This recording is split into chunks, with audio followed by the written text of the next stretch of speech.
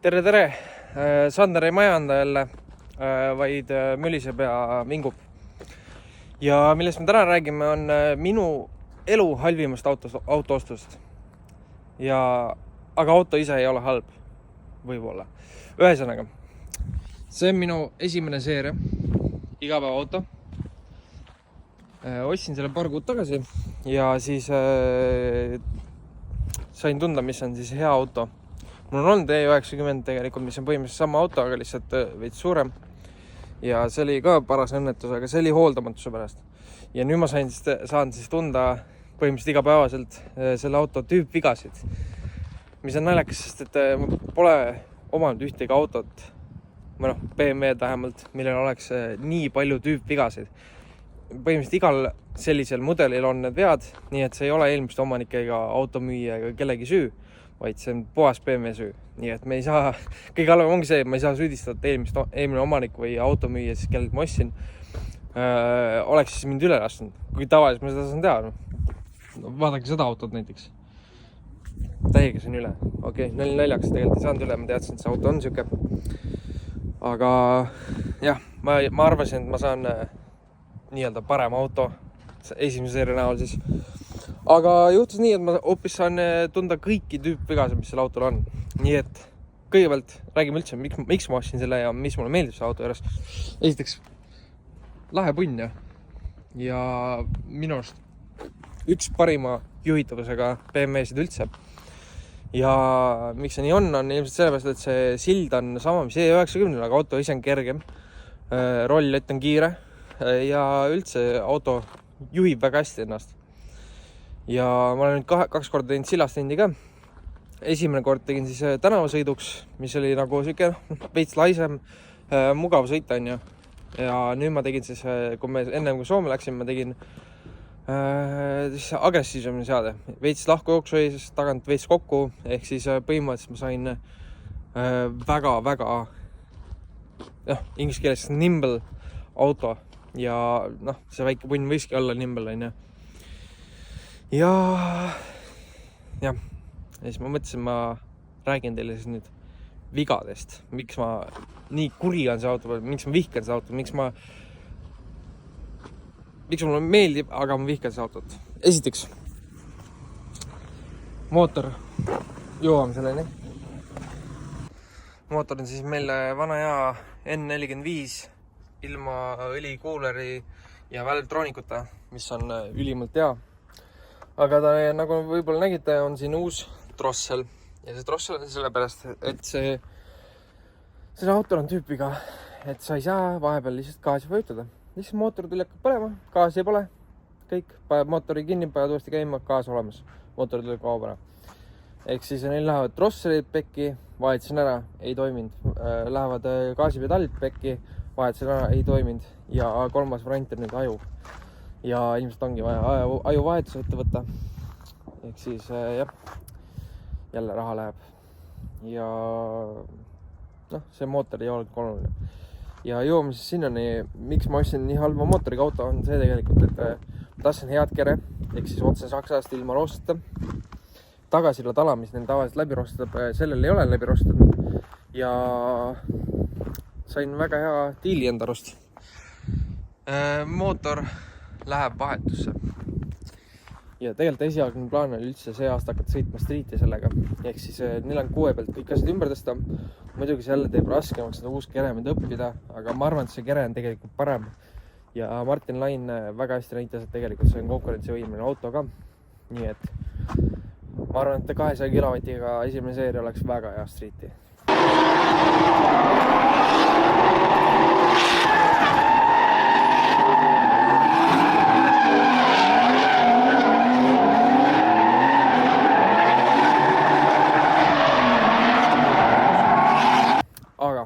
Praeguseks on jäänud see 46 lihtsalt streeti autoks, nii et kui see mootor lendab enne märtsit õhku, siis ma jõuan selle ära swapida ilusti ja valmis teha streeti jaoks selle. Aga kas me jõuame selleni, näeme. Aga praegu ta on mu igava auto ja jääb mu igava autoks praeguseks. Ja minu arust on väga mugav. Esiteks, suvel on sul täiesti jääkülm, kliima, sul on mugav. Ainuke asi on see, et püsikat ei ole, sest et see on suht blank. ja mida ma tahtsingi, et Blanka oleks vähem elektroonikat, vähem kaalu, nii edasi. Ja seest minu arust väga viisakas. Matt on küll veits must, aga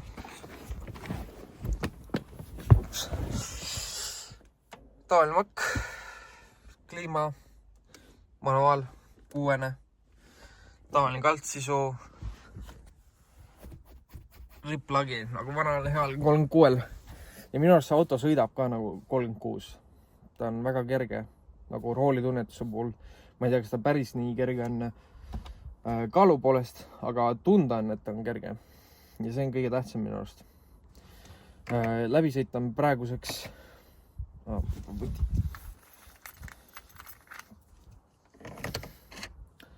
läbisõit praeguseks on 202 000. Eks ma olen sõitnud selle autoga umbes 4000 kilomeetrit. Sest ma sain alla 200 000 selle auto. Nii et sellepärast see on ka nii heas korras. Pole roostes sedega talve sõidetud. Nüüd ilmselt peale talved on roostes. Ja minu arust on väga hea auto. Siis lisaks Soomest tagasi tulles lõpetas juhi ukse kõlarid töötamast. Need on siis 2 tükki, Tweeter ja tavaline kõlar. Ja ma eeldan, et asi on nendes juhtmetes. Nii et ilmselt ajan korra garaaži ja vaatan, kas äkki on midagi neis viga. Ja siis saab teada. Ja aga ei ole palju vigu sellel autol. Aga siin on vigu. Differ undab, sest et neil on probleem differ laagritega, mis on tüüpviga jälle. Ühelgi teisel vanemal BMW-l ei ole seda probleemi, et differi tundaks niimoodi ainult hooldamatuse pärast. Aga siin oli, vahetasin nüüd differi õli ära ja ei lekkinud see ja ei olnud ka nii-öelda vähe õli, nii et lihtsalt laagrid saavad otsa. Kuigi 200 000 sõitnud ja ma olen näinud E39, mis on sõitnud 400 000 ja neil diffrid ei jõunda kasti, mitte midagi, kõik on korras. Ja ei ole ka neid vahetatud seal, sest need on täitsa originaalid. Aga selle auto puhul on see probleemiks. Nii et võib oodata kas diffri või tagasilla vahetust. See on väike tagasild ka, et ma tahaks võib-olla 335 tagasilda, mis on 215 diffriga. Ja peab igasel jõule vastu, nii et peab võib-olla selle swapi ette võtma. Ja siis aga vähemalt on hea 6 kast. See läheb Bolton M54-le. Nii et ma saaksin tegelikult 1 keegu juurde enda turbokale. Turbomootorile siis. Turbokamootorile. Ja saaks vähem modernsema ja korralikuma kere sellele nii-öelda turbomootorile. Ja sõita sellega streeti, pluss see on Eesti rekkaris. Ma saan sellega igapäevast sõita. Ma saan driftivõistlusel kohal sõita nii nagu peaks sõitma, ilma et ma trahvi saaks. Nii et see on ka mu mõte, et ma võib-olla kevadeks kas pean siis trilalot tegema 5 sotti. Pluss siis ostma auto, millega trilalt vedada. Eks mingi X5 või Touareg tõenäoliselt, mis on jälle mingi 3 tonni ilmselt, kõik odavam. Siis ma pean endal trila sebima, kas siis iga kord rentima või kellelgi laenama, mis läheb jälle kallimaks. Ehk siis nagu see läheb juba mitmekordselt swapi hinda üle. Nii et võib-olla tahaks sõita streeti nii, nagu peab sõitma, ehk siis tänaval legaalse autoga. Ise sõidad kohale, ise sõidad koju. Muidugi see tähendab seda, et peab varuosi kaasa võtma, aga neile autodele on saada igalt poolt varuosi. Lätti lähed, siis on sul seal lademetes lammutuses ja väga odavalt. Tallinn või Eestis samamoodi. Ja Eestis saab tellida päevaga juba asju. Nii et isegi keretükid maksavad sellele autole 10 eurot ja 46-le maksavad esituled mingi 2 sotti normaalsed. Muidugi võib mingi koledad panna sinna ette, aga siin maksavad kui tavalised halogeenid, mis näitavad ka mingi 10 euri tükk. Siis nagu tekib küsimus, miks ma mingi vana roimaga sõidan, miks ma keevitan seda ja nii edasi. Ja 46 tõenäoliselt on raskem. Kui me võtame samas komplekssuses vähemalt, on raskem kui see esimene seeria. Nii et tasub mõelda, kas äkki peaks ikka selle swapi ette võtma.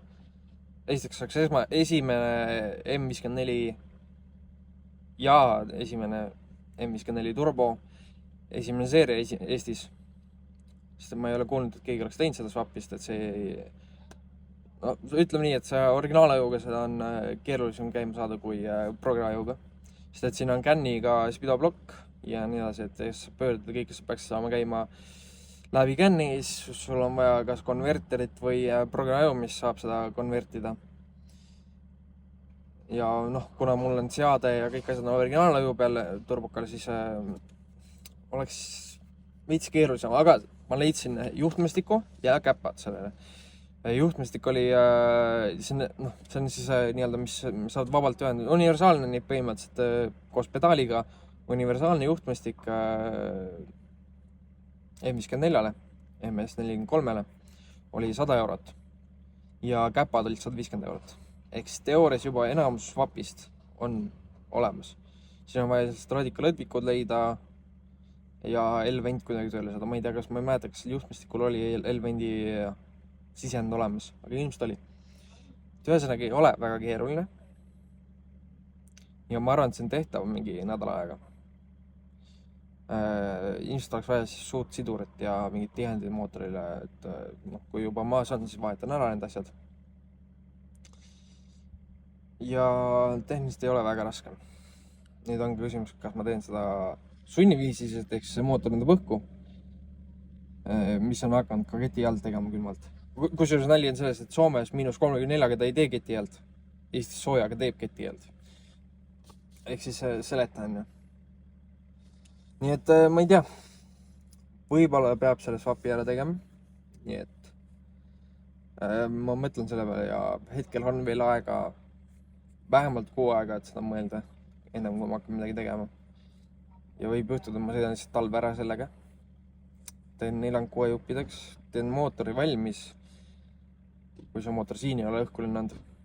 Teen valmis ära, panen kõik asjad külge ära, et põhimõtteliselt plug and play peale tõsta, juhtmed ühendada ja tuld. Siia vaja siis kolid osta, mis on ka 4-6-le vaja osta. Ehk siis mõlemad pidi oleks juba sama investeering. Nii et eks vaatame. Aga jah, tänud kuulamast minu vingumist ja mõlisemist ja saite tutvuda siis viimase osalisega selle kanalil praegu. See võib veel tulla ja vaatame, mis edasi hakkab saama. Andke teada, kas ma peaks selle swapi ära tegema kanali huvides, teie huvides või ikkagi sõidan 4-6-ga. Ma küsisin seda ammu juba eelmises videos või üle-eelmises videos tegelikult.